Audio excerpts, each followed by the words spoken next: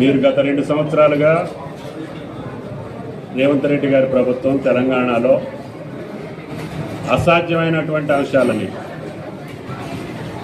ఎప్పటికీ కూడా ఈ పరిష్కారం కావు అని చెప్పి ఆయా వర్గాలు భావించినటువంటి అనేక సమస్యలకి వీరోచితంగా ధీరోదాత్తంగా గుండె ధైర్యంతో నిబ్బరంగా పరిష్కారం చేయగలిగేటటువంటి ప్రభుత్వం తెలంగాణ ప్రభుత్వం.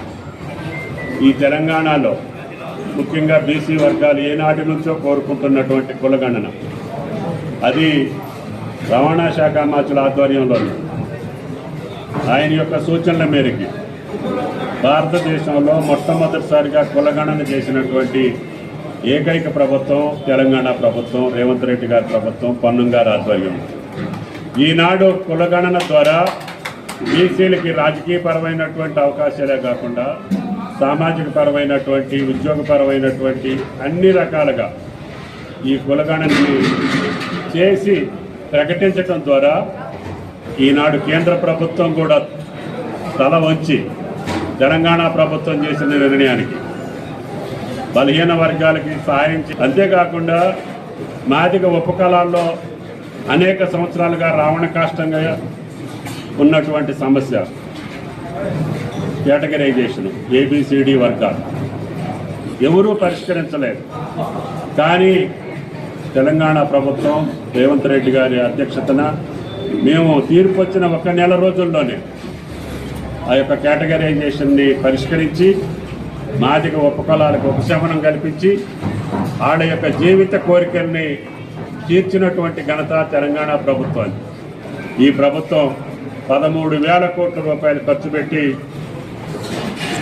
ఈ రాష్ట్రంలో ఉన్నటువంటి తెల్ల కార్డులు ఉన్న ప్రతి ఒక్కళ్ళకి కూడా ఈ రోజున సన్నబియ్యం ఇవ్వగలిగినటువంటి ప్రభుత్వం భారతదేశంలో ఒక తెలంగాణ ప్రభుత్వం.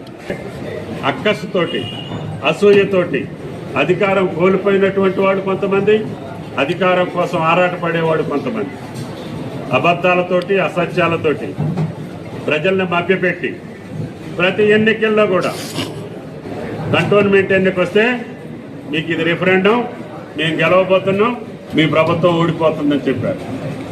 సర్దే అనుకున్నాం. కంటోన్మెంట్లో ప్రజలు కాంగ్రెస్ పార్టీని గెలిపించారు. తర్వాత జూబ్లీ హిల్స్ ఎన్నిక వచ్చింది. ఈ ఎన్నికతోటి కాంగ్రెస్ పార్టీ పతనం మొదలైంది, మేము అధికారంలోకి వస్తున్నామని చెప్పారు. మళ్ళీ దాని కథ అంతే అయింది. 25,000 ఓట్ల మెజారిటీతోటి హైదరాబాద్ నడిబొడ్డున కాంగ్రెస్ జెండా ఎగిరేశారు. అదేవిధంగా పంచాయతీ ఎన్నికలు వచ్చింది. మేము గ్రామీణ ప్రాంతంలో బీఆర్ఎస్ పార్టీయో బీజేపీయో వాళ్ళకి ఎన్ని ఉన్నాయో నాకు తెలియదు, కానీ మాదే రాజ్యం అని చెప్పారు. అక్కడ చతికిలబడ్డారు. మళ్ళీ మున్సిపల్ ఎన్నికల్లో అదే రకమైనటువంటి కారుకోతలు పుస్తున్నారు. ఈ రకమైనటువంటి కారుకోతలు మిమ్మల్ని బతికించలేవు. ప్రజలకి యొక్క ఆలోచనలకు తగ్గట్టుగా, అవసరాలకు తగ్గట్టుగా పరిపాలన చేసేటటువంటి కాంగ్రెస్ పార్టీని మున్సిపల్ ఎన్నికల్లో 100% ఆమోదిస్తున్నారు, ఆశీర్వదిస్తున్నారు. కాబట్టి దయచేసి పనిచేసేటటువంటి ప్రభుత్వాన్ని నమ్ముకున్నటువంటి ప్రజలకి ఇచ్చినటువంటి వాగ్దానాలకు అనుగుణంగా ఈ రాష్ట్ర ప్రభుత్వం చేసే కార్యక్రమాల్ని విమర్శిస్తే అవన్నీ కూడా మీ కాలంలో చేసినటువంటి పాపాలే తప్ప ఏ ఒక్కటి కూడా 2 సంవత్సరాల్లో రేవంత్ రెడ్డి గారు చేసినటువంటి పాపం ఏ ఒక్కటి లేదు ప్రభుత్వం. కాబట్టి రైతాంగం సంతోషంగా ఉంటే మీరు ఓర్చుకోలేకపోతున్నారు, పేద ప్రజలు ఆనందంగా ఉంటే ఓర్చుకోలేకపోతున్నారు. మీరు చేసేటటువంటి విమర్శలకి కాంగ్రెస్ పార్టీ బెదరదు, అదరదు.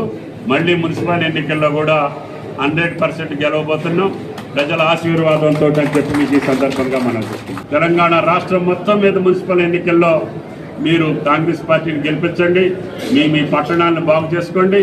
రేవంత్ రెడ్డి గారి ప్రభుత్వం అధికారంలో ఉన్నటువంటి కేంద్ర ప్రభుత్వం సహకరించకపోయినా తల తాకట్టు పెట్టైనా సరే ఈ రాష్ట్ర అభివృద్ధికి పాటుపడతామని చెప్పి విజ్ఞప్తి చేస్తూ ఈ అవకాశం ఇచ్చినటువంటి పొన్నం గారి